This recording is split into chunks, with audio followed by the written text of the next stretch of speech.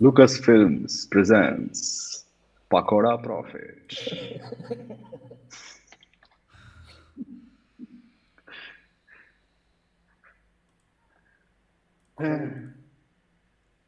Smokey, why you off video? Yeah. Can you see me now? I can see you. Yeah. No. I think I'm, PK is having I'm right here. more technical issues than anticipated. Yeah. Cool, PK. You want to take the lead? Or you want me to take? No.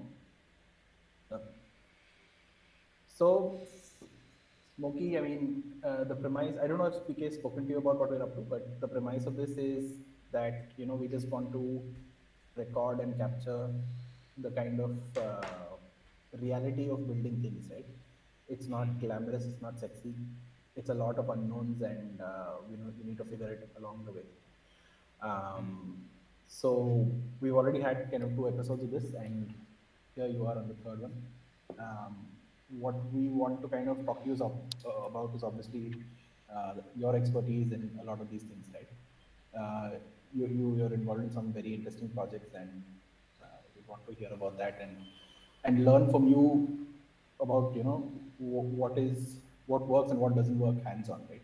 Like you could read 10 blogs and not get anywhere with it, but talk to someone who's actually done it, and then they'll kind of cut through the bullshit and give you uh, what you need to do to get things off the ground.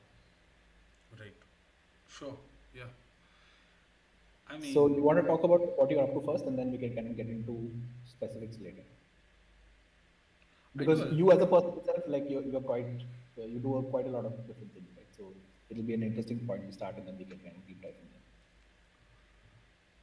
that is the most difficult question to answer because I basically do a lot of things and every day I come up with new things to do and sometimes none of that shit gets done and some things have I've thought Okay, about. actually, let me ask you this, Smokey. Do you even Yeah. agree with the premise? Is building things difficult, or is it like how it's portrayed? It's so cool and it's amazing, it's awesome. What's your take on it? Um, it's very relative. Like some things are very easy to make, easy to build, but some things are extremely difficult to build. And the bigger you dream and the more you lie to yourself, the more difficult it is to build that. The more, the smaller you dream, and these things are kind of playing with each other. You can lie to yourself and dream very small, and it'll get done really fast. Or you could, but if both are working against you, it's really difficult. You could dream something that's absolutely big and not lie at all, and it could take really long as well. So there's many permutation So combinations of this. let's focus on the lie, right? What's the lie here? What are you lying to yourself about?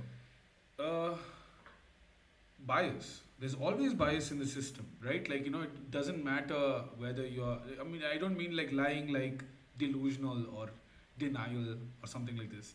I mean simple bias, like let's say you're a very bad rapper and everyone around you is saying this is fucking amazing. You're going to believe that you're an amazing rapper. But when you go out there in the world, people are going to say this is really bad. So it really depends on confirmational bias and like, unfortunately, as human beings, we're extremely like, it's very easily you're baited into this bias world. Like everybody it's waiting everywhere to get you, and very few people are extremely honest. And I think that's why the feedback loop that tells you like, oh, what I've built is useful or not useful, like these things are not really like but if you just want to make some if you want just want to make a song and you don't care if you're the good rapper or a bad rapper, it really doesn't matter, right?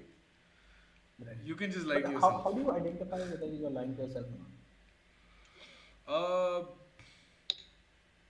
well, the most classic way is to get burnt and experience it for yourself. But I've over time I've learned to be more objective and less emotional.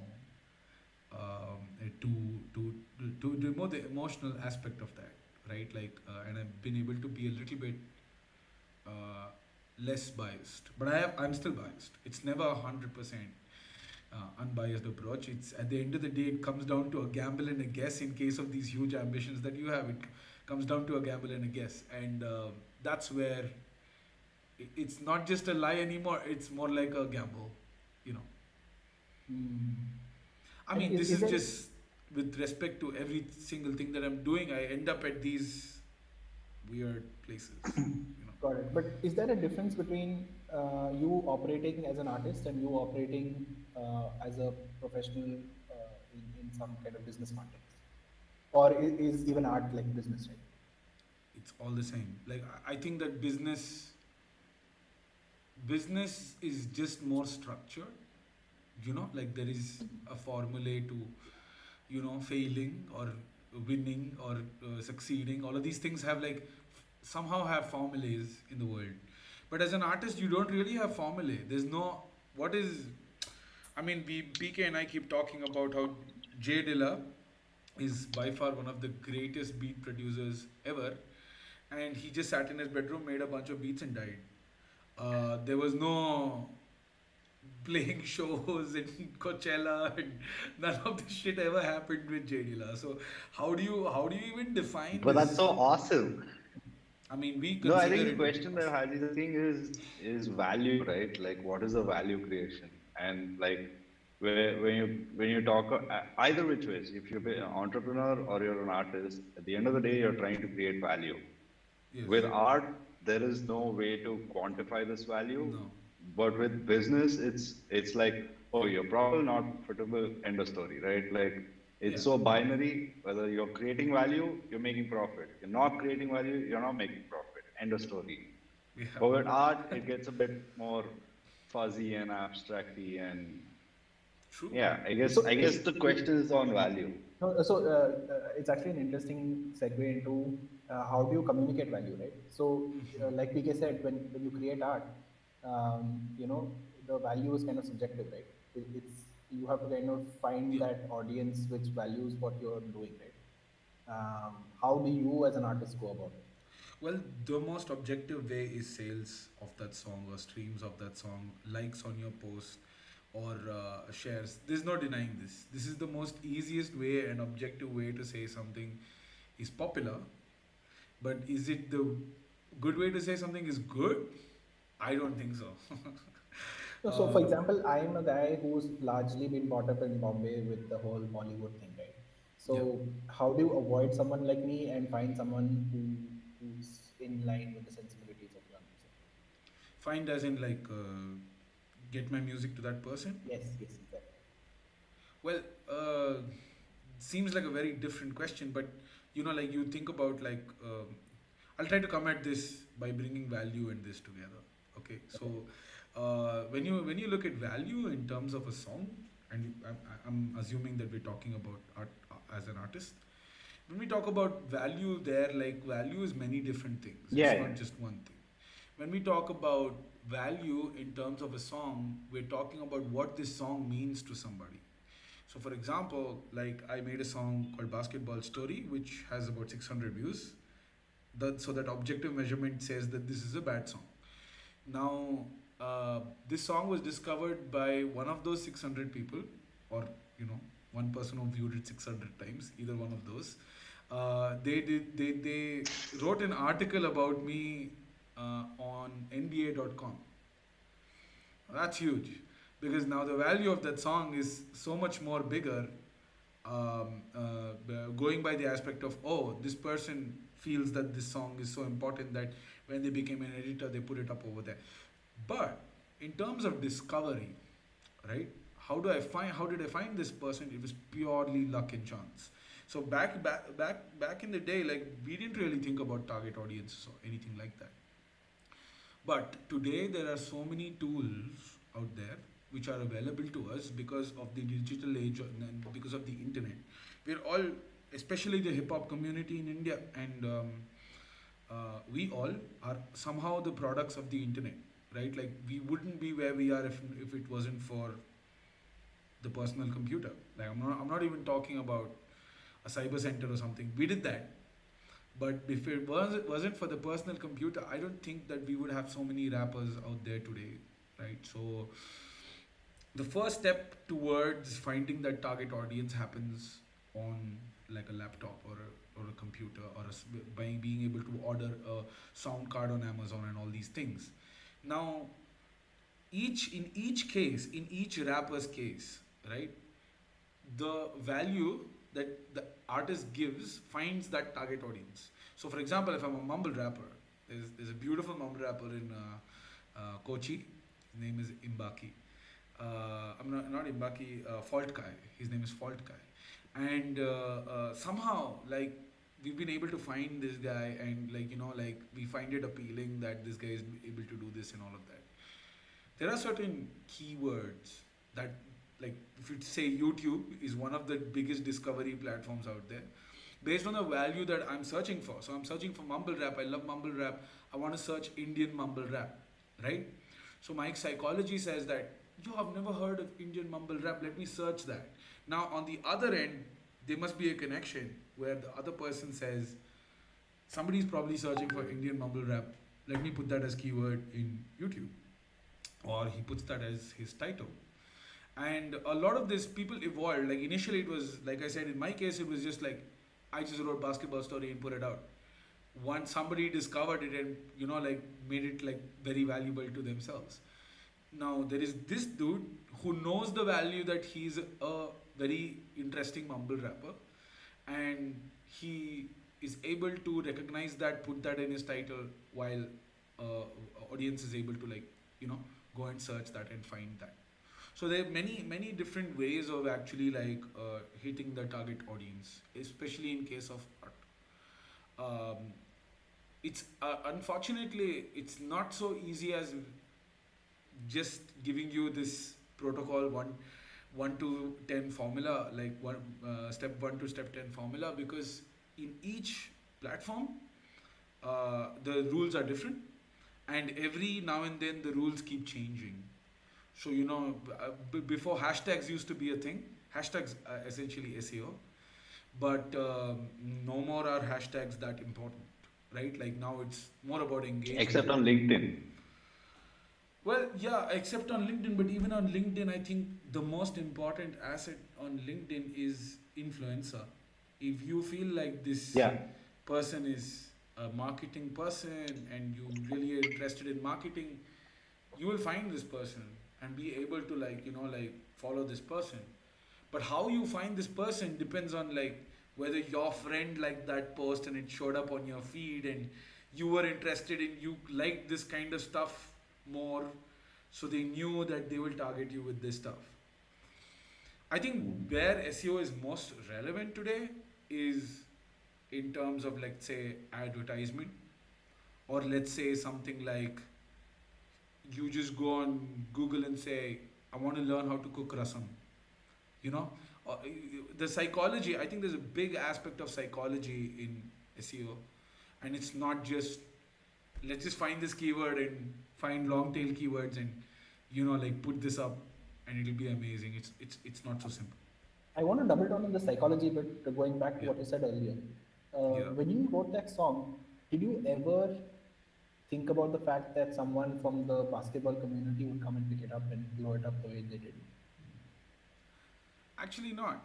When I did this, when I personally did the song, I didn't think about that. But I know that today there are artists who specifically think it down to that stage, right? And they're like, yeah, I know that this is what people are going to talk about. Like, let's say PUBG. I'm gonna make a song about PUBG because everybody's into PUBG, right? I can see objectively that in the analytics, most of my followers are following PUBG page as well, so they must like PUBG, you know. So it's a very informed opinion that more people are able to use that. But I didn't do it back in the day.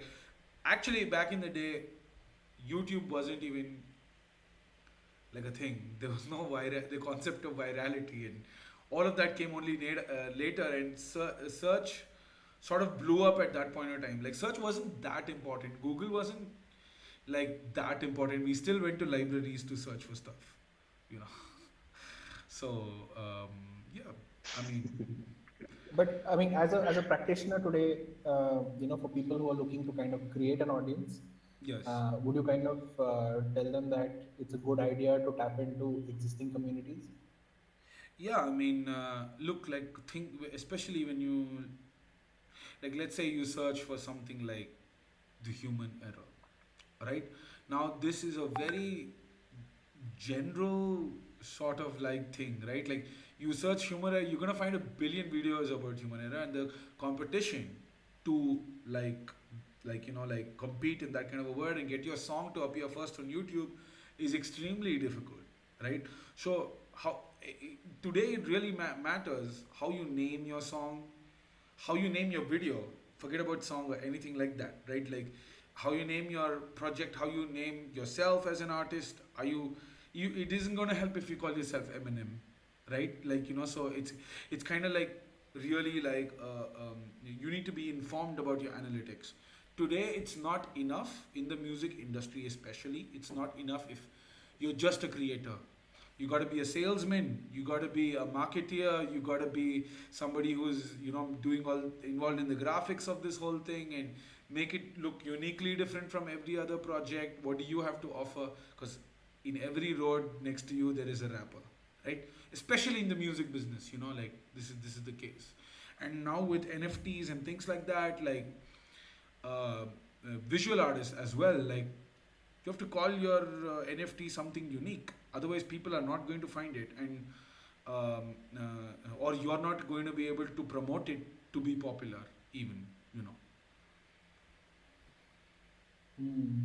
So one Yeah, of the you have to stand out of the crowd, right? Like, Yeah, kind of yeah, picking up on all the tools that businessmen are using and to promote their content, or like is this something that I think what is the spillover? Does it go from which side to which side? Does it go from the arts and they come up with all this stuff and then finally it's optimized by tech and business, or do you think it's like the other way around, like tech and business optimizes, finds all these tools to be used for marketing, and artists need to kind of like well, in the music business, it's reverse, right? Like you mm, find the demand and you come reverse and you create the product, right? This is how labels work, mm, right? They know what are the trends, right, and they'll come back and make right. something that goes into that trend.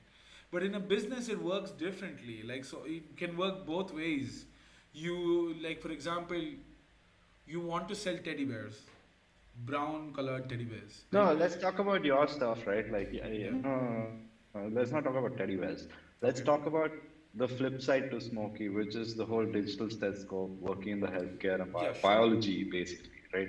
Yeah. Sure. So, for And example, how do you, yeah, yeah, for example, in case of the stethoscope, which is like a business approach, right? Like I'm trying to compete with an already existing product that is in the market. It's stethoscopes are pretty popular on the internet. You can search stethoscopes. There's billions of searches for stethoscope every day.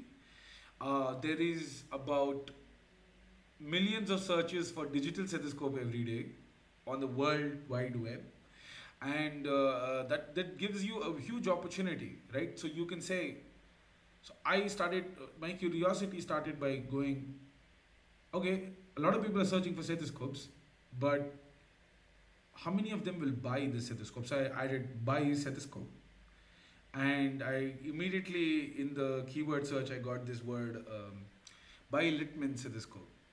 And I was like, oh, by Littman stethoscope. Littman must be a brand name here, right? So I said Littman digital stethoscope, and the number of searches started going down and down and down. Now you're narrowing upon a number. Now you add buy digital stethoscopes in India, Littman, right? And many people don't know this. The order doesn't matter. So you put all of these like words together and you like see how many people search for this stuff.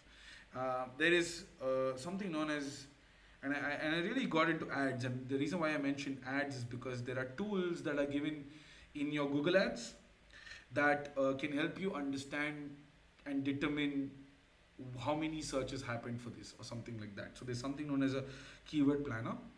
So I would go to the keyword planner and I would type this long tail keyword. So if you just say digital stethoscope, that's a short tail keyword. That's a technical term that we call for it.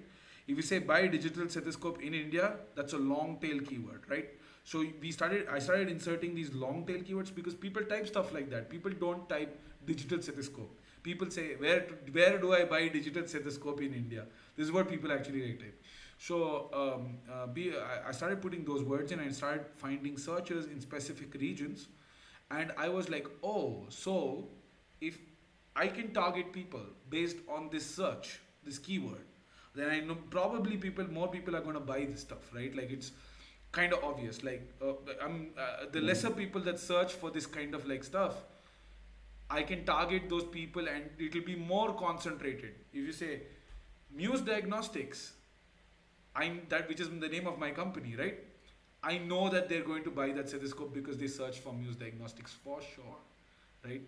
So it's kind of like that. But of course, nobody's going to be searching for Muse Diagnostics in the starting, and you have to like sort of take this educated guess. Psychologically, people are searching for something general, so you got to take this educated guess of how you target these people, and then comes this next layer of so you can put a picture with that, right? Like, how does this picture look like, right? So, but the first step is of course search engine. Now this is happening in the reverse way, right? Now let's say the other way, right? Like where I say, oh, okay. Yeah, but you can't do this with music, right? Like you can't like No. figure, oh, okay, hip hop Well, and then mumble rap, and who is looking at listen to mumble rap in India, and then figure out that, oh, okay, there's a big audience size for this and make something. That's not possible in art, right? well, it really depends. It really depends. So let me explain. Like today, the most music is being searched for not on Google. Nobody's going on Google and saying Smokey the Ghost, human error, basketball story. Nobody's doing this. Everybody's going to Spotify, or people are going to like Amazon Music or something like that, right? Like more, the people know where to go to search. So imagine doing search engine optimization on Spotify, right? That would be cool, right? So if you have a very unique name, so there is this guy called Blast, but his name is BLXST, right? It's a very unique thing. So if somebody is searching for, let's say, Down Baby Down, right? It's very weirdly that's a common search word. So if you're searching for something like that, down, something like that, this thing pops up. So you're searching. Let's say people are searching for. Let's do like hostile takeovers. Now, like people are searching for. Eminem just released a new song. People are searching for the new song. Let's say the album is called Eminem Show, but you slightly change that. The Eminem Shaw. You call this the Eminem Shaw just for like discussion's sake, right? It's gonna work. People are gonna start being like, "What the fuck is that shit?" You're gonna create a playlist that says Eminem Show, and that song is still not up one day before the release, right? People are going to start searching for that playlist, right? So there are many ways. One of the classical examples of this is Soulja Boy in hip hop. There was something known as LimeWire back in the day where you could go and download like some file. So he found the top 10 songs of that time. Billboard top 10, he found the top 10. He renamed his song Crank That. He renamed it, all of those top 10 things, and uploaded it on LimeWire. So people started downloading the top 10s, but then they were like, what the fuck, like this is some other song. And people this is actually... not Pink Floyd's Comfortably Numb. Yeah, and people started listening to the song and be like, this is actually pretty good. So there's hostile takeovers as well, right? Like, so there is... this is just a tool, and it goes two ways like this. You could decide how you're going to use it on what platform. So SEO is not just Google or the popular search engine, like Bing and things like that. Like it's everywhere. Amazon, when you're buying stuff on Amazon, when you're searching things on any kind of a search function, right, is governed by an algorithm, and that algorithm ranks things based on what it thinks is more relevant to your search. Yeah. Got it. So this makes it very interesting. So, like you mentioned, right, it's you can come at it from both ways. Yeah. So, one of the things that we are up to here is we're going to talk to founders and try and understand what problems they have and see whether it's valuable to solve for those problems, right? So, Yeah. we could also just kind of run searches for those keywords and see how many people are actually interested, Yeah. and create like a keyword cloud and see what really stands out. That itself could be a big part of our market research. Yeah, but it's people are searching for a lot of things. So it's really difficult to like narrow down on the 10 things, because it's very difficult to do 100 things. No, no, so And let's say I talk to about 20 founders, right? And they give me their problem sets, and then we start looking for long tail keyword searches, and then we try to determine the volume of people who are looking for so, something similar, right? Searching for those things. Yeah, that would give us a good idea about which markets are have good demand before getting into them. uh, sure, but it's not as straightforward as that. What I would suggest rather is one level of complexity where I would say you find short tail keywords first, which have a market, right? And you create 10 long tail keywords for each short tail keyword, right? And then you create an ad group. Let's say you create a group that is connected to this short tail keyword, and you target this whole group. Don't target just one thing, because like in long tail keywords, you're gonna have to screen, right? Like you're gonna have to like say, okay, this is giving me the most conversion. Although there might be like two searches for how to find a red teddy bear, that might be giving you all the sales, right? Like two sales might be happening from that 100% conversion rate, right? But if you look at something that gives you 1 million searches, maybe the competition is too high. So you're just getting like one sale from that. So obviously I will invest more money in the one that is lesser, but it's still giving me two sales, you know? Mm. So it's kind of like I would suggest that you find a lot of short tail, let's say 10 short tail keywords, but do a lot of long tail keywords that attach to these short tail keywords. The long tail keywords are determined on an Excel sheet. So you first write red teddy bear, digital stethoscope, right? Two things. And then you say red teddy bear. Where do I find red teddy bear? Where do I find red teddy bear in India? Red teddy bear in India. Things like that. Digital stethoscope in India. Digital stethoscope for doctor. Digital stethoscope for nurses in India. Something like this, right? Like you write down all the keywords. Go to keyword planner. Determine the demand. Then actually you go and run like a test ad. And I think marketing, SEO is marketing. Marketing is all about testing. Marketing is not assumption at all, right? So when it comes down to testing, you go out there, you explore this search word, see if people respond to this search word. If people are clicking on your stuff, go for it. Like put your money more than maybe your test was just 1,000 rupees. Now you have a legit reason to put like 20,000 rupees, 30,000 rupees, whatever you feel like. Organically, of course. Now I'm talking about a very ad perspective, but organically, of course, um, uh, demand unless created is not searched for organically, right? Like so, you gotta like at least find if you find like the other way around, like where people are already searching for Indian rap, for example, you can exploit that, right? Like by making a song. Let's say people are searching for digital stethoscope. Maybe I made a song about digital stethoscopes and I put it up, right? So that works too, you know. Got it. So actually, this is very good. Let's talk about the other side now, because let's say we do actually get conviction from this process and we start to build something, right?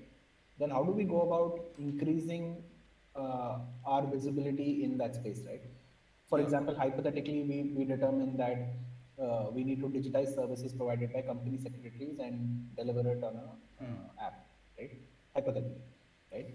Then the other side of the street kicks in, right? We need to kind of get as many eyeballs to that as possible. Yeah. Like, what do we go? Is it the same process, or there's Okay. something different that you do? Everybody has a different philosophy on how they approach this, but I'm just gonna give mine.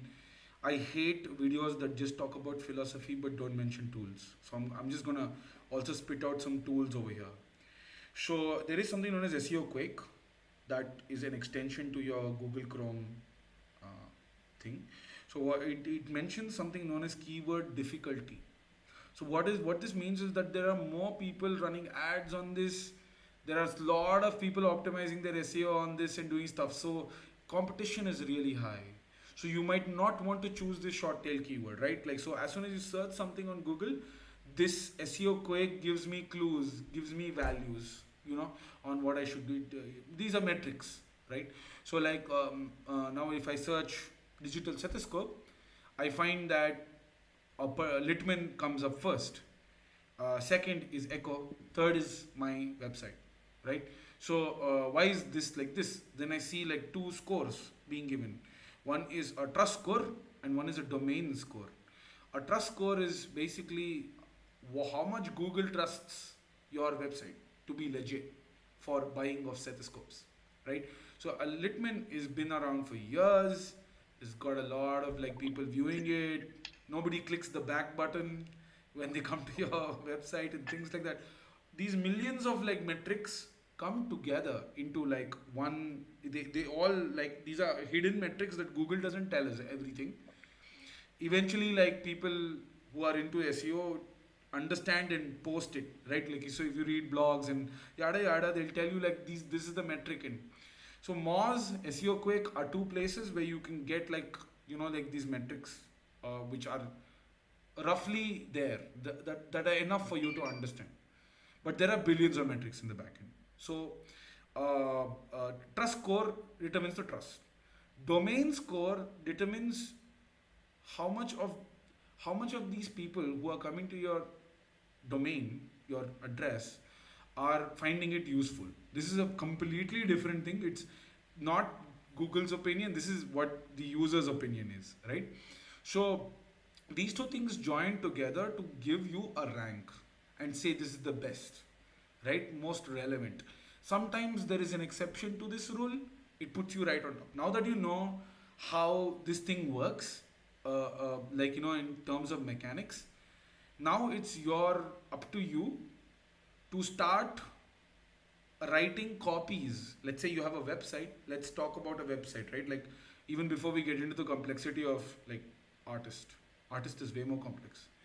In terms of a website, let's say you go and you choose your domain as Muse Diagnostics. Now obviously that's got to do something with diagnostics. Muse Diagnostics cannot be selling JBL speakers. It just doesn't make sense. Google is not going to understand that, and it's immediately going to flag you, right? Now you say, okay, digital stethoscope. Now you say the best digital stethoscope in India. This is my thing. So the word best is something definitely searched by most people who want to buy. They want to have the best stethoscope out there, right? So you will search for that particular term. So I'm putting that in my metadata. So when I say metadata, what I mean is it's not on the content on your website, but for somebody who's searching, it gives a preview, right? Like it says this link / this. So that preview, that is also determined by SEO. So I first put that up as that. Then I go into a meta descriptions and I write out a small, very short description. Now there are certain rules that we must follow in case of SEO. You cannot pack a SEO description. You can't go like, just because you know that best is the right word, you can't be like the best stethoscope for the best doctor to get the best auscultation sound. You can't do this, right? Like you can't like pack best and put it up. Google is smart. They recognize this bug recognizes that you're packing, and it will immediately put you under the black hat SEO thing and flag you. So you need to be smart with it. A very good copy would be the best digital stethoscope for auscultating sounds accurately and efficiently. Now, although best is there once, you have accurate, you have efficient. So it's about combining like these different, like other things like that bring strength to this word, right? Now comes on-page SEO. What we mean by on-page SEO, like we mean your headings. So there's H1 headings, your biggest heading, your medium heading, H2 heading, and your H3 heading. Now there are tools again over here, like you have SEO Hub. Is it SEO Hub? Similar Web. It's called Similar Web. Basically, which you can use to get on-page SEO. It'll tell you what kind of people are coming, which domain people are coming to this website. Are they coming from ads? What are the keywords that are dominating this website? In on-page SEO, you have things like anchor words. What are anchor words? Like you link that word and it goes into another deeper part of your website, right? So as soon as they come, they look at the homepage. Then there is a about me section, and in the about me, you linked my Sumuk, and you said Sumuk is a scientist. Read more about him here, right? So then people click on Sumuk because Sumuk is interesting. So they go and view more and read more about Sumuk on another page in the website. So they your these are metrics that Google is getting, and Google is like, oh, these guys are really interested in this website, and this is a very engaging website. So they searched for digital stethoscope, they came here, they stayed here. So that must mean that this website is giving something to these people, right? Or they bought something here. That must mean that something is really happening on this, website. So that's the sort of rough overview. On, of course, on page goes very deep. Like there is a lot of things in on page SEO. But these are some tools that you can use to get started on getting your page going, right? Another recommendation is Wix. I learned a lot on Wix by just experimenting with different websites, because Wix has a good platform in its SEO category. For me, it's very intuitive. I can just go and type like 5 things and I'm good. I don't need to learn coding or anything like that. I later learned a little bit of HTML and I was like, oh, okay, there's more advantages to knowing coding. Yes, but at least to get started, to get your business running, you can just go on like Wix or Shopify and places like this, use their SEO platform, but choose the words very carefully. The most important thing is the psychological aspect. It's not the tool that you use. The decision that you make to use that short tail keyword matters the most. So. Got it. And this is actually a very interesting thing, because for someone who doesn't understand any of this, right? My question to you is, how forgiving are these platforms? Because obviously I'm going to make mistakes when I start, and anybody who's starting and doesn't understand, like, let's say I give it a try, I fuck it up, and then what is my path to redemption from there, right? Is the whole thing gone for a toss? Do I start again, or I can just keep fixing it and it will eventually improve? Well, if you do black hat methods, you're fucked. But if you just put up something and you didn't get any audience, every day is a new day in SEO. Like tomorrow you could get up with like 1 million views on your website, and you could get up with like no views on your website on the next day as well. So it's really as long as you are not you're not putting up things like, let's say, sex. Sex is probably like super searched, and you're a fucking stethoscope company. Like you're gonna get black hat SEO like crazy. You know what I mean? Like, so you really gotta like be your intentions matter in this. Like, let's say you put it up as stethoscope, and you did the competition for the word stethoscope is extremely high, so you didn't get a lot of views. You're gonna be fine. Like you can get up tomorrow, make it digital stethoscope. People will search for that.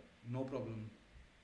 But let's say, like you mentioned, right? A company selling stethoscopes can't sell speakers, right? But Yeah. what if I don't know what I'm selling and I've got a bunch of ideas up on my website and I'm constantly evolving those ideas? One day I'm Well, talking about CS, one day I'm talking about CA. Will all of that kind of just trash my SEO to a well, point where let's it's say not recoverable? I'll tell you a great example of how you can trash your SEO to just explain this. So take e-commerce. Let's say that you're using some kind of a program to generate a new page every time somebody searches for some kind of like a chip or something like that, right? Like now you're gonna confuse. It's not a black hat method, but you're gonna confuse the Google algorithm on what exactly it needs, to flag your website for. And eventually, it's kind of like being the jack of all trades and master of none. Like, it's never going to you're never going to train the Google algorithm to classify you towards a certain space. And ideally, SEO, that's what you want to do. Like, that's why blogs are so important, right? Because like now you're writing blog about STM microelectronics, STM32. You start talking about L4. You can talk about L4, F4, M40, M4, Cortex, all of that stuff. You don't need to essentially talk about only the L4 chip, right? So it's kind of like that. Like, as long as you stick to the interest area, people will search for that and find that. But if you suddenly start talking about, let's say, Glenn's Bakehouse with STM32, like, it's gonna be very confused. Got it. But if you're a lifestyle, again, now, if you're a lifestyle brand and you're talking about Glenn's Bakehouse and next day you're talking about alcohol and you're talking about jeans, it's fine. Because it's going to say, oh, okay, this group of people, because your group of people who are searching for this are going to be looking towards a common thing, right? Like, so that works out like that. And actually, very interestingly, that now that you mention that, like, very interestingly, I, especially in my SEO campaigns, I always put the word Amazon as a negative keyword, because a person who's searching for the word Amazon is never going to buy anything other than Amazon thing. So like, imagine please don't make the mistake of putting Amazon in, because that its product is popular on Amazon and you think you're going to, like, do hostile takeover of Amazon. That's not going to happen. They're always going to rank first, right? Like, so know your competition as well in this whole story, and you should be fine. Yeah. Got it. Another, so you mentioned sex, right? So that's an interesting thing I want to get into. So what is your thoughts about having ads on your website? Especially ads which are coming from syndicated networks, right? Ad networks, which could serve up like pornographic content. What are my It thoughts? happened to Zomato, right? What are my thoughts as a visitor on the website, or No, what are my as a thoughts person as who's the going owner? to, like, who runs a website, who's attracting traffic, but you've also got ads that monetize it to keep it running. Well, kind of out of the SEO space, but not. I mean, it comes from a retargeting space, especially if you're talking about Google ads. Like, somebody searched for cameras, and they're visiting this website. Now Google knows you search for cameras, though, so they probably show you cameras over there. Now, from a person who's running this website, right? If I'm selling a product like a digital stethoscope or something, I want no ads on my website. Like, I'm never gonna run ads on my website. Like, it's completely pointless. Let's say I'm writing a blog, and it's a lifestyle blog or something like that. I want to make some extra money. I will run ads on my website. I'd be like, cool. But from a user perspective, right? Like, ads just, I don't know. Like, Ads run the internet, right? So it I'm just really thinking, depends. It really depends on how I got here. So, like, for example, if I'm in Medium and I went there, and Medium is a blog, right? So if I was searching for low pass filter or some shit like that, and I saw an ad about a duffel bag, I would be so pissed. Like, I would be like, let me just go on. But if I'm looking for WWE Chris Benoit or something like that, and I showed up on that website, and it's not that serious, right? Like, I'm not really like trying to find like some super technological thing. I'm just having fun on the internet, and I go and I search, and the ad shows up. I don't mind. I might even click on it. So it's a very tricky. That part of it is very tricky. It depends on your past history of search. Like, it's difficult. but for a blog which is kind of just talking about some specific domain, having an ad there will not piss you off, right? I recommend it for older blogs, this kind of stuff. But for blogs that are starting off, please don't run ads on your shit. I would rather suggest that you focus more on keywords. Focus more on how you can insert these keywords into your blog itself. Focus on how each blog is one page. So can you add more on-page SEO to this? Send them deeper into your website from one blog to another. It's all about, oh, I read this article, it's damn cool. Now I got suggested these two things. I'm going to click on that too, and I'm going to go there as well, right? So that would be much more nicer, increasing the engagement time metric. So there are about 5 metrics, right? If you can work on these metrics for each page, it's a very difficult thing to do. But if you can work on at least like some of these metrics, you'll be absolutely fine. You'll be good. And eventually you can Now, as you run coming to ads. your like idea of like setting up ads, right? Like, do you know of this website Daring Fireball? No. Okay, very interesting blog. This guy basically, it's an Apple blog. He talks about Apple things. The thing about this guy is he posts, I think, once in 3 days, once in 2 days, something like that. It's usually a 250 to 500 word blog post, Wow. and it's some news about Apple. Okay, that's Wow. about it. He's been running this from 2008 or something. Wow. In 2000 till 2015, it's a gray website, has nothing on it, just gray website with black text. That's it. Okay. Wow. He's been running this since like 2008 or something. In 2015, he decided to start monetizing it. He has one ad space, okay, which is on the right side. The ad runs for a month, okay, and each ad costs $6,500. Right. But he Okay, built that, right? and all his pitches, no, no, yeah, exactly. His pitch to all advertisers is simple. Go to his website, Daring Fireball slash advertise. He's got his terms and conditions right up there. He says, look, I get 500,000 unique visitors a day. And all these guys are like FANG company guys, right? Like they're the people who are in Facebook, Apple, Amazon, Google, and so on, right? So these guys are the ones who are visiting my blog, commenting on this blog, and engaging with me. I have 500,000 of these guys showing up to my space every day. So this is a very, very valuable audience. I'm giving you a whole month with this audience, and that costs you $6,500. People are lined up. You have a waiting list for 6 months already. This is what It's most of the insane. blog people are It's doing. just yeah. This is how you should do it. You Yeah. don't.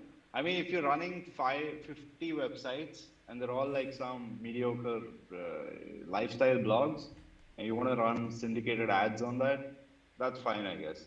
But if you want to do something serious, I think this is the way to go. Audience and engagement. Right, right. No, so I'm approaching it from a very high level, right? So on the internet, you can Hmm. either sell something directly to the customer, Hmm. right? It could be a subscription, it could be a product, it could be something, or it could be supported by ads, right? My Hmm. assessment is that it's going to take us some time to figure out what to do and then actually get down to doing it. And then it's going to go through multiple iterations before it actually becomes a product that someone's willing to buy, Yes. right? Yeah. So, like a lot of experimentation, learning, content is going to get generated till that time. Uh, why should I not think about syndicated ads? Is the question. No, you should definitely think about syndicated ads, but not, I would say, not at the starting, because probably you've not yet Yeah. built your audience and your engaged following. Once you have an engaged following, you know what this engaged following is like. And just taking the same example that PK said, right? Like, look, my audience are these kind of people. If you're able to say this, then you should definitely be running ads, right? But if you're not able to say this, you don't know who they are, chances are that you'll run some, you'll, I'm talking about like ads like You you make say, some money. no, you say Google, you can run any kind of ad here. You don't know what ad is going to run there, right? Like, I'm talking about that kind of stuff. And Yeah. Google determines from search what ad to put there. Now, that's maybe you don't want that in your website because you're talking about weddings, you're a wedding blog, and you don't want somebody to run an ad about teddy bears. I don't know, right? Like, you don't want somebody to run an ad about a mixie or something. You don't want that. Yeah, or a, So, or a different wedding planners ad, right? yeah, or a different wedding planner's ad. You don't want to redirect someone. So I would say that while start off organically. If you want to run ads on keywords. Those are very different ads. Like they have nothing to do with these kind of ads have nothing to do with SEO. Keywords have everything to do with SEO, and text ads have everything to do with SEO. You know, this is like past. This is the past history of my searches that is coming back to haunt me. Kind of. But there is this very cool thing that I know about setting up ads. I had this app that I was using on my phone to kind of use my phone as a webcam. And so usually for the HD version of the app, Yeah. it's like $10 a month or whatever it is, a subscription fee. But these guys are like, hey, if you watch a video for 30 seconds, Yeah. I'll give you the HD subscription for free. I was like, yeah, okay, I'm just testing it any which ways. Watch a video for 30 seconds. I know for a fact that Google you $5 for every 30-second ad that is watched. So a video ad, you can figure out where we can put it and get an audience to engage with it for 30 seconds. We make $5 on every video watch. I remind you again that this is digressing from SEO, but Of course. No, it's Yeah, okay. yeah, yeah, absolutely. but We're yeah, coming it's back an to interesting Ads. topic for sure. Advertising is, it's very deep. Today we're running on an advertising environment. We're not running on an organic. This is dead. All right, like it's very hard to get. It's very competitive. Very hard to get into this whole thing organically. To be very real with you, unbiased, non-preachy startup guy. Like it's very hard unless you run ads. You're not gonna achieve a certain amount of traction that you expect to achieve. You know, and you gotta have a piggy bank and money to do that. You know, so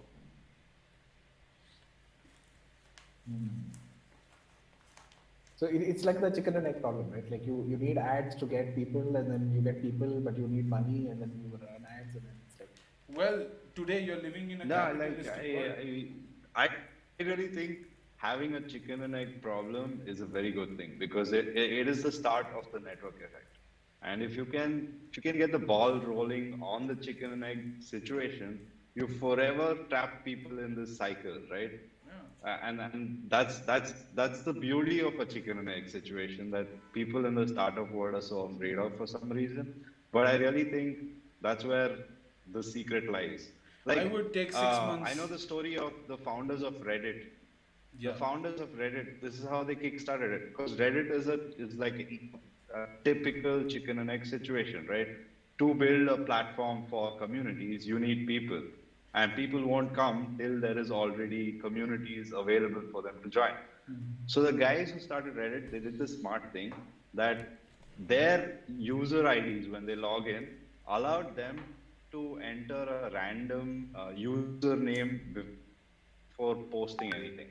So they would say they would log in and post say 500 articles a day, and each article would look like on Reddit as if it's been posted by somebody else, right? Some random username. So when people came to the site and they opened up the site to 50 people, the first 50 people who came to the site, they felt like, oh, there are already like thousands of people on this site already building these communities and doing these things, whereas it was just the two founders just using different usernames to get the whole thing. And then when they crossed their first 1,000 users, they stopped doing this because now there were enough people to get the ball rolling. So good chicken and egg situation, how do you solve it and how do you kickstart the problem is something that we need to think about. Well, I think that offline. Let's talk about little bit about this chicken and egg thing, right? Because it seems like a very trivial problem. The most classic way of how I've solved this before is um, something I call the bullseye, secret sauce. So what happens here is basically I center SEO as my main thing, and you look at a funnel. All marketers will talk to you about funnels, right? So how do you feed this funnel matters. So like let's say you do an offline campaign and make people search for this, right? Now that's demand creation, and it's going to take some money, but also can be done free. Like let's say you go out there and do like a whole thing on Church Street in Bangalore. You go and I'm just giving you an example. Can be done anywhere. You go and dress up as a gorilla, okay, and you have the menu of your restaurant on your thing, right? And it says search for the bakery, and it has all of these things on it, and people are going to search, and how, right? So it really depends on your creative brain on how you're going to create the demand for it. First of all, this can be done online as well, where you can go and you can create a really amazing song or campaign that will trigger the search of it. Of course, it's much harder. I'm not talking about what is harder, but I'm saying different methods can fuel the initial crank the wheel for you to get started, on like people coming and visiting your website more and more. Now the next step will be to engage this audience. Say, give me your email. Like today we live in an era where a subscription and consensual subscription, right, where I say yes, I want to know about I want to subscribe to a blog where I know about Apple products, right? So I go there, and every time you post something, I'm going to get a notification, right? So that this is valuable to me, right? So if you have created an engagement cycle over there for your people, they're going to keep revisiting your website, and legitimacy is going to keep increasing. SEO, unlike when we talk about ads, we have to differentiate it and call it SEM, right? Now when we talk about SEO, um, that's completely organic in nature, you know but using SEO to run monetize it is SEM, and that's where you have to have money to like put your thing across. But classically, you don't have to do any of that. You can go completely organic. Yes, it is more tougher. Today's market does not allow that, but you can do other things to create this need, demand, and search, to solve the chicken and egg problem. So I'm just also presenting a solution, but it takes a lot of effort, right? To dress up in a gorilla, find a costume, find the gorilla costume, embarrass yourself on Church Street. Like, yeah, it takes a lot of effort. There was a guy, that ice cream guy. He bought a second Porsche and put stickers all over it and drove it around Bangalore. And what was that thing called? Ice drops, ice melts, something like that. Yeah. You know Yeah. about that Porsche, right? Yeah. Yeah, actually, even this is how cigarettes came into existence. Well, I don't know if many people know about this, but he took cigarettes were considered to be bad because they cause cancer. So this guy went out, Mm. got two hot women, gave them cigarettes and make them walk down Times Square, up and down Times Square, and like they were just smoking cigarettes, and like this happened across the month, and eventually people were finding cigarettes to be very sexy. So it's kind of like Yeah, it's psychology. it's psychology. It comes down to psychology and the Yeah, creation of you gotta demand. hack psychology. Yeah. So I mean, it, two books. It's time to also give the tools. So two books I would really recommend for understanding psychology here is the Propaganda by Edward Bernays, where he took the word propaganda, flipped it into another department in every corporate called PR. PR and propaganda, same thing, but one word is bad and one word is good. Like the word propaganda itself has such a bad reputation, whereas PR has such a good reputation, and he created that. So that is one book I would really recommend. The second is I would recommend Seth Godin's This Is Marketing. Like that's a great book because he gives you like a bunch of tools, like go mad type of like way of screening these things. So so there's a lot of psychology to understand from these two books. This I'm just touching upon like one uh, chapter in that book. Like there's a lot. Hmm. And I want to kind of go back to something you said a little earlier. You said, every day is a new day, right? Yeah. like how much of this whole SEO, SEM thing is a grind, right? Like you can't just check it off a list and be like, I'm done with this.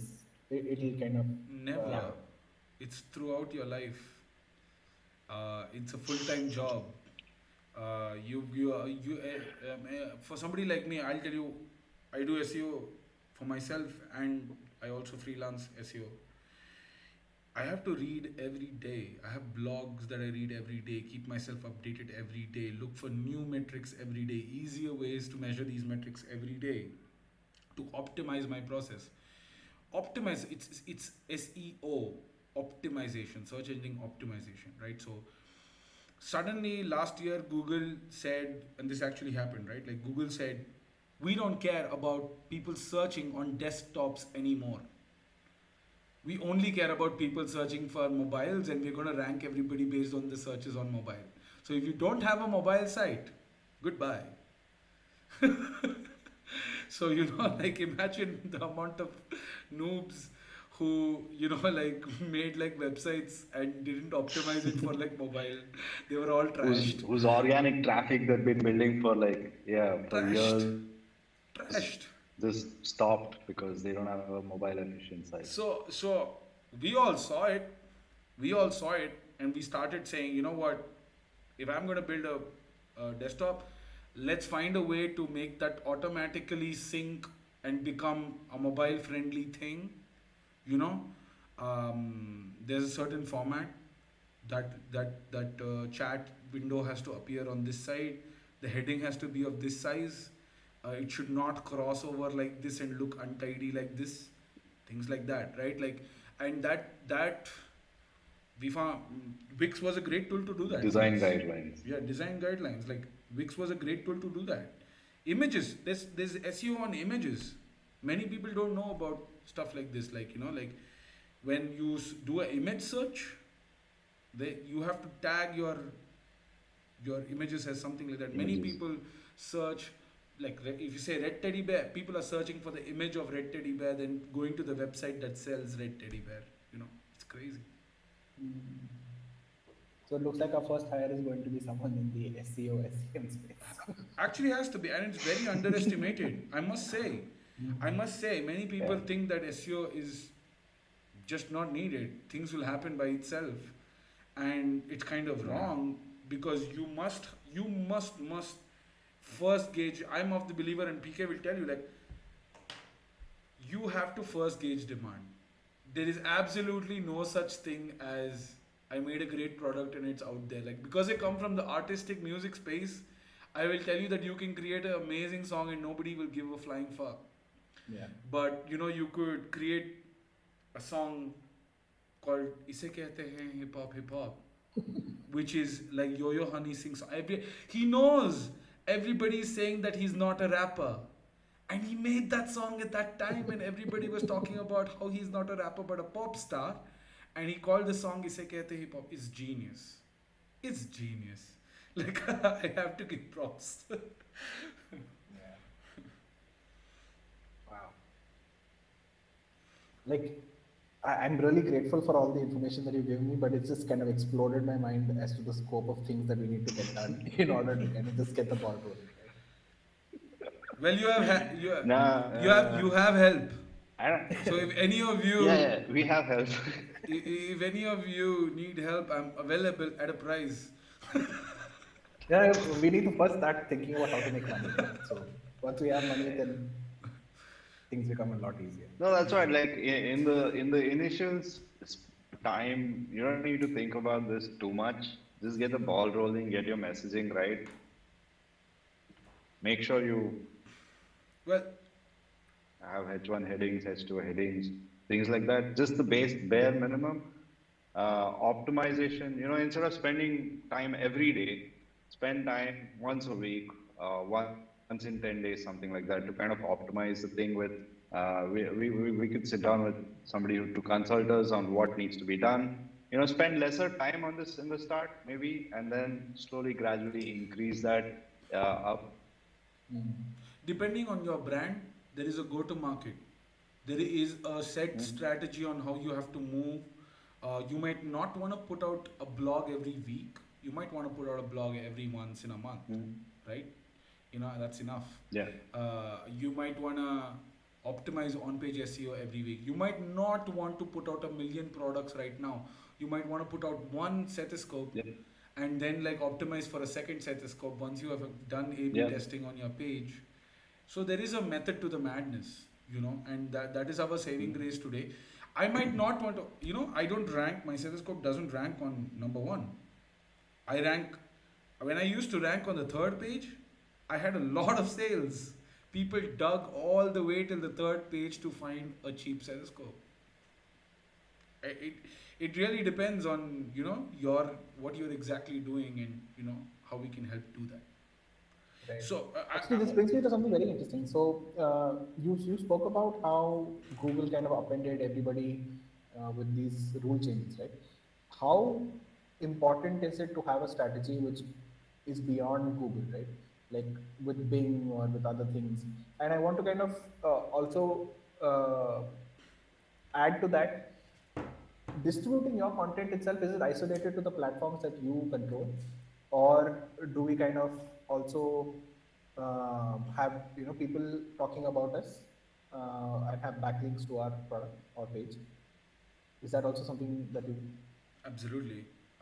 Backlinks again are the backbone of SEO. That means it's telling Google that you people are searching for this and coming back to your website all the time. So backlinks, Yeah. you have to People are create. referring your website for things. Yeah. So there is something known as there is a score, that there is a scoring matrix, and backlinks add to this score. So when I spoke about trust score, domain score, all of these are determined by, I said a lot of values. Backlinks is one of those metrics that we use to measure this. You know. So apart from that, again, it is not a single problem.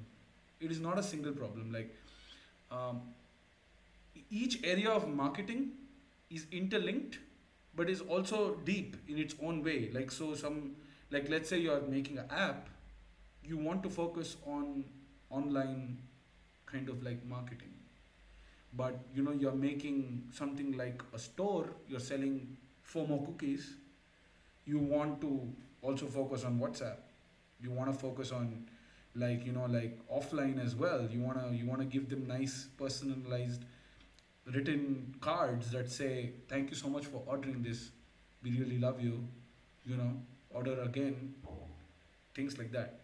So I would say that it's a multi-headed beast. Marketing is a very broad topic like that, so I don't think that anybody should be overwhelmed.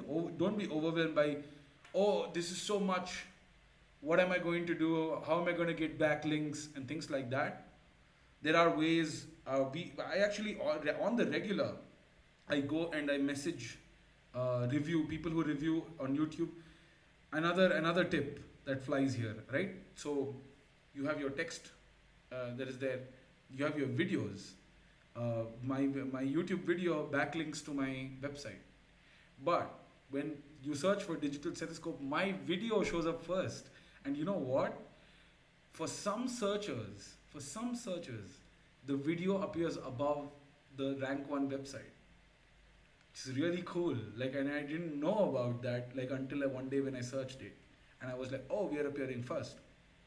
So it really depends on backlinks in combination with other mediums, right?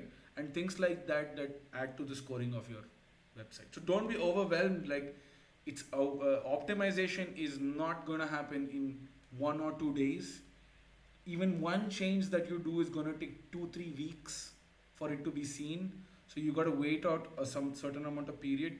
I would say at least 6 months of A/B testing is required before you say, okay, I have a half decent website that I can, like put out there, without ads. I'm not talking about ads at all here.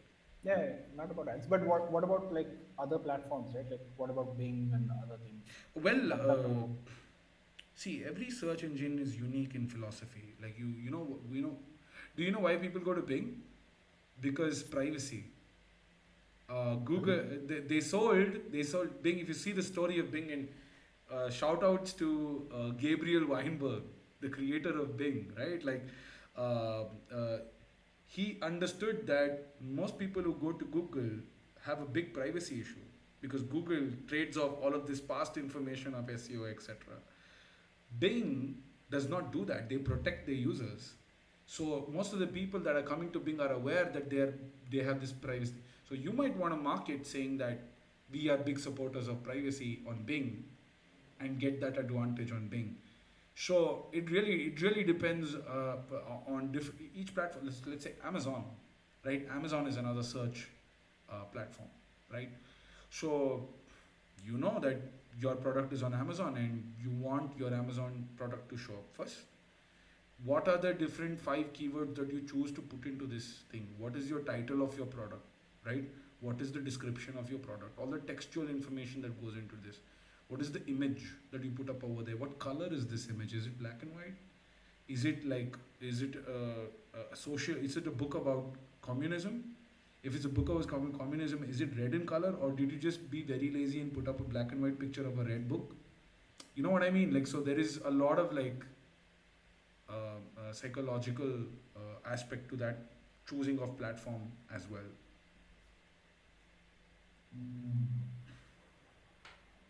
But to what extent can you control it, right? Like, whatever we've spoken about is largely Google centric, right? Is there anything else that needs to be done for a Yeah. Bing or a DuckDuckGo? No, like, I mean, whichever platform. See, the reason why everyone talks about Google when it comes to search and optimization is because they're the key guys that brought this up. They have the largest market share of search even today, right? Like, what you're going to get from Bing, DuckDuckGo is going to be so minuscule that if you focus all your energy on Google, it's still going to help you. Well, At the end of the day, this is search optimization. Still, well, yeah, well, go ahead. well.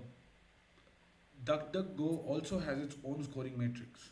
To answer your question, like extremely specifically here, right? Like DuckDuckGo, Bing, all of them have their own scoring matrices, and there are rules to these scoring matrices that you can follow and like trend on these platforms.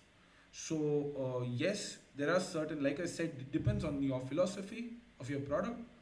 If you feel like Bing is a better platform, and you should definitely A/B test that with Google and see. The real answer to all of these questions is test.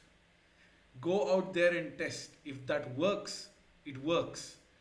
There is no magic wand here where we're saying that like if you do only this kind of thing, it's going to get you better results in Bing. But just the philosophy of, oh, if I do this, then I get that, because obviously DuckDuckGo is maybe protecting certain privacy rules or something like that, so the users are more attracted towards this, right? So that kind of like a thinking would, in terms of philosophy, really helps. Like I think PK also has this Brave browser. The Brave browser has Yeah, yeah. it's focused on crypto. Tracking off. It Yeah. has a crypto reward that it gives. So I'm sure that a lot of guys who are into crypto are downloading the Brave browser.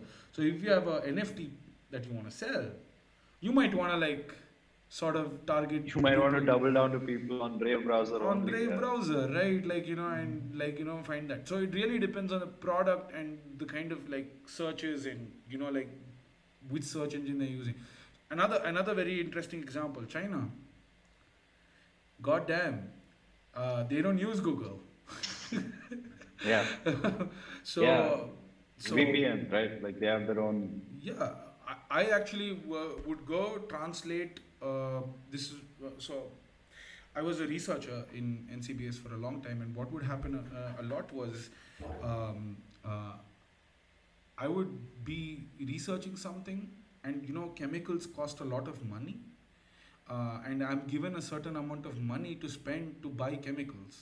So what I would do is I would go and search for papers to find if an experiment has already been done, and if that experiment is not done, then I will spend on chemicals. If it is done, then why will I spend on chemicals? I will just quote the paper, right? So what was happening was like the search wouldn't appear on Google or PubMed. PubMed is a research specific thing.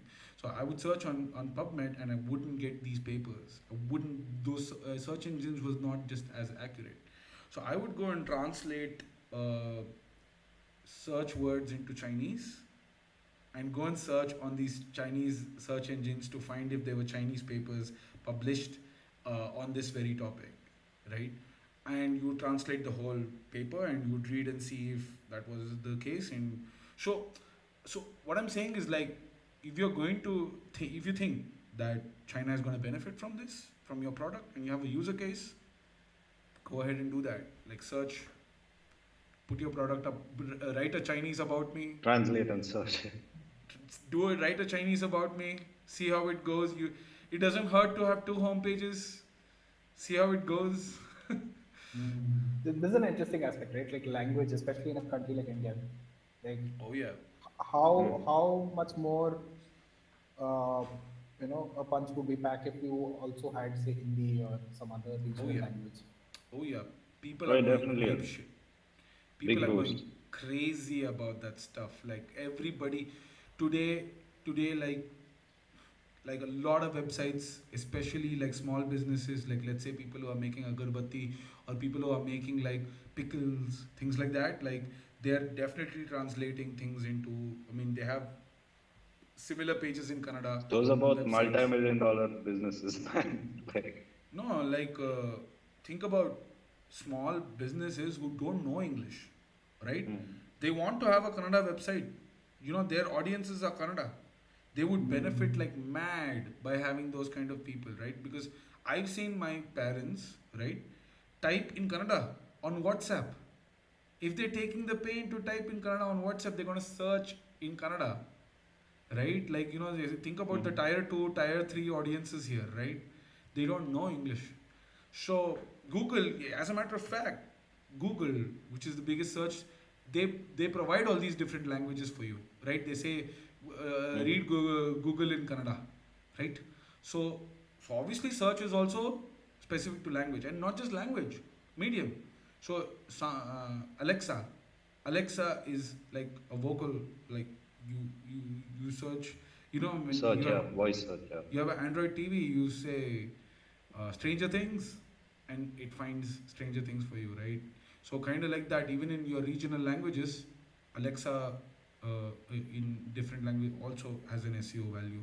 Now this is fast, one of the emerging things in SEO, Alexa. Mm. Wow. This has been No, but this is a rabbit hole, Haji. yeah, Like, yeah, what yeah. I would say is, no, this is to optimize your marketing. This is Correct, to correct. make sure that the message is reaching out to the right people, right? Mm. For which you need to have a product with a very clear goal, a very clear message that reaches out to a lot of people. That's where you kind of, that's where the gap, that's the bridge that SEO kind of forms and helps. Yeah, but I So also like I love the way once we have a product, I mean, once the no, no. So what I really enjoyed was his two-way perspective, right? Yes, once you have the product, you can kind of increase your share of the pie using SEO, but it's also yeah, instructive in determining what audience to actually cater to, right? Correct. Uh, yeah, so yeah. that's the part I'd be interested in first, and kind of try and figure out how we can pull that off. To kind of So figure out demand, right? yeah, yeah. Yes, I agree. Yeah, that's why I wanted to build that bloody dictionary website because like one of the biggest search things in the world is the meaning of different words in different languages. Like it's such an obvious win. You can run ads on dictionary website and make money, and it's just passive income. You know, You picked it's the like the toughest. meaning of crush, meaning of meaning, right? Like, meaning of call to action, things like that. Like this meaning of compensation. Like people are leaving tier three, tier two towns, coming to corporate, and they're like listening to this lingo for the first time, and they don't understand it. Just making a corporate dictionary for in Hindi and Bhojpuri and Bihari is like a winner, right? Like right there. Just throw in ads. Don't charge them any money for it. They'll watch 30 second videos to forget the meaning. You've made $25 there. Go home. I just told my dad today on a video call with the family that I have a hard stop at 9:30, and he was like, "What do you even mean by that?" It's Oh not a man. meeting. But also, I think picking the problem correctly. Like that's why I started off by talking about bias Yeah. and ambition versus lies. Hmm. Because when you pick up something like dictionary, it's a lot of people searching for a lot of things. You know what I mean? Like you're picking a very Yeah, difficult yeah, problem, and But I'm not saying you shouldn't pick it. I'm just saying that know that you're picking a tough yeah, problem. That's all. but aren't these solved problems? Like, doesn't yeah. Google Huge. Translate solve for this? Come again? Isn't this a solved problem? Doesn't Google Translate already solve for it? No, Yes, that's the funny bit. Not a lot of people know that Google can solve for this. yes. I mean, people know. It really depends, but like uh, if you're on your mobile device and you might want to have an app to just quickly go and like Yeah, search the dictionary, like, and rather than going to Google and then searching for it, Google can do my math. Google, Yeah. Google, many yeah. people don't know that. Like No, other than that, like, mediums, like, to kind of like, if you were to showcase this dictionary via video or audio, uh huh. having those options like really helps.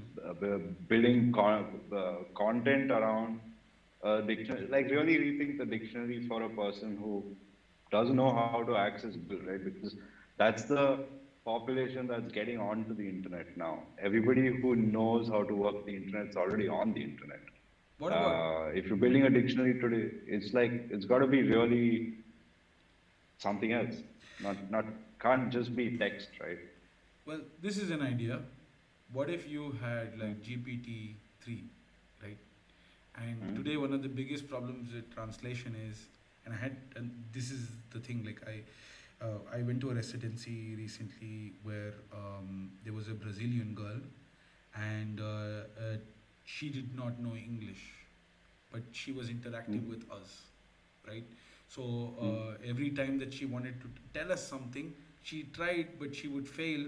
So she would go and type it in Portuguese or in Google Translate, and it would Mm-hmm. translate, and she would took a lot of time to, and by the time that beautiful moment was lost, you Yeah. know. So what I think would be valuable is if instead of a dictionary, if it was a translator that would translate what I am saying to you live right now. I'm talking about Babelfish. Like if you're fans of Hitchhiker's Guide I to the think Galaxy, Apple's working on it with yeah. the AirPods and thing. I think Apple's working on that.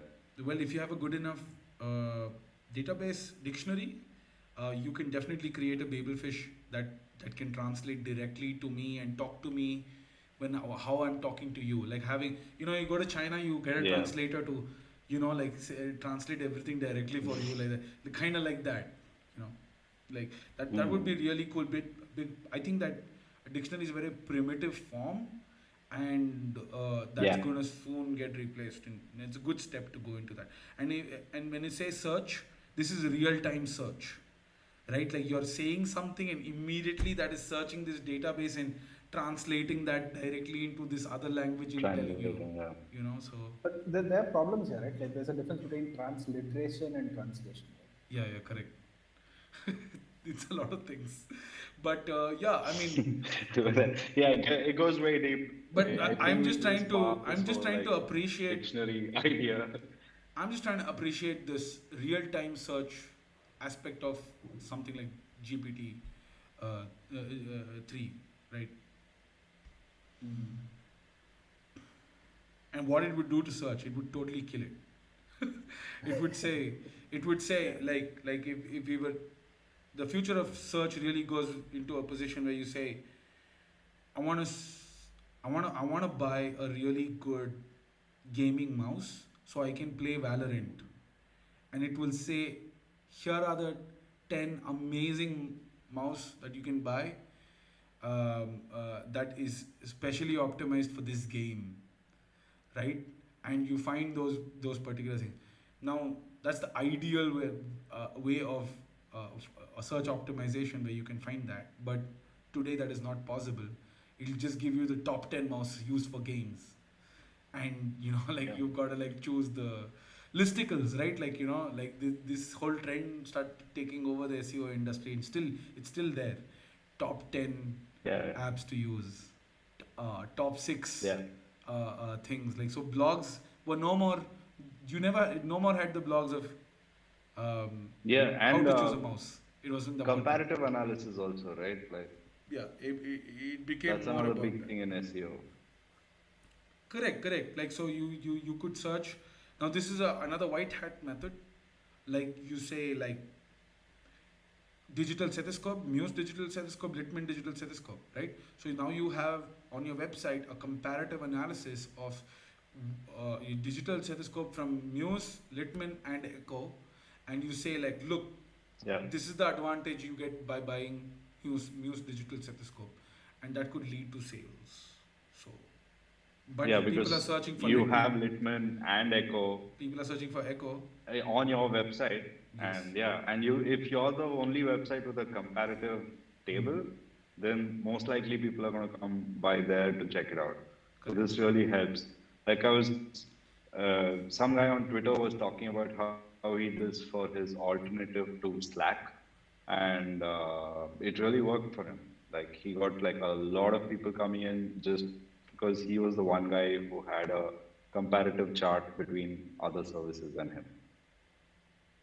Yep. And the psychological aspect of all of this is what seems most daunting, right? We can figure out the tooling and all of that. It's the Yeah.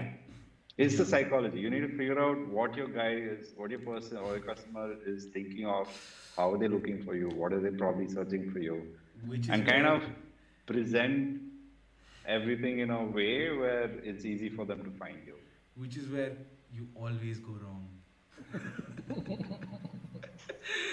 And that's exactly the most toughest gamble that I've ever done. I've always tried to get it right, and I've always got it wrong. Like even after Mm. claiming to be this guy who can do SEO for so many people and all of this stuff, I try something and it fails horribly all the time.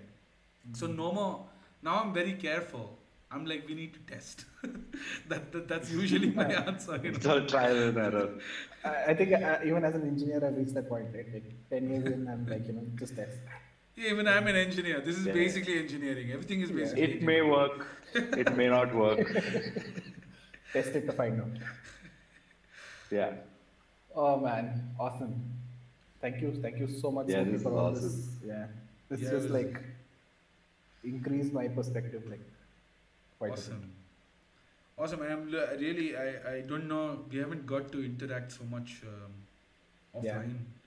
And I really wish that we can, because I'm, as far as the ambition lies equation goes, I lie a lot, and I'm also very ambitious. So,